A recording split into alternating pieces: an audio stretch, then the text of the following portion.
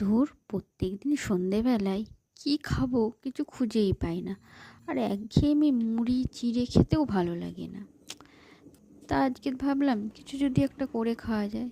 তো ঘরে দেখলাম কতগুলো ছোট ছোট আলু আছে। তো বসে বসে ভাবলাম এই আলুগুলো দিয়েই যদি একটা কিছু বানানো যায়। যেমন ভাবা তেমনি কাজ। প্রথমেই আলুগুলোকে ভালো করে ধুয়ে সেদ্ধ করতে দিয়ে দিলাম। আর আলুগুলো সিদ্ধ হতে হতে একটা মশলা তৈরি করে নিলাম।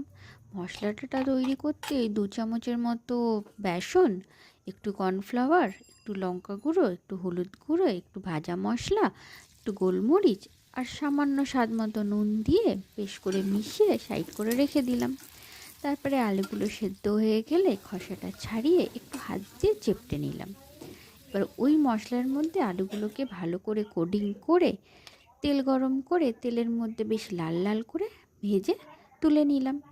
তারপর ওই ভাজা আলুগুলোকে একটা প্লেটের মধ্যে সুন্দর করে সাজিয়ে একটু দই, নুন আর মিষ্টি দিয়ে ফেটিয়ে তার উপর দিয়ে তার উপরে একটু ঝুরি ভাজা, একটু ছোলার, একটু মটরশুঁটি সেদ্ধ করা, একটু বাদাম, একটু কিশমিশ, আমার ঘরে যা যা ছিল আর কি, একটু টমেটো সস, একটু কাঁচা লঙ্কা কুচি আর চাট মশলা ছিল না, তাই জলজিরার প্যাকেট ছিল, একটু জলজিরা ছড়িয়ে দিয়েই তৈরি করে ফেললাম একটা টক ঝাল মিষ্টি আলু চাট।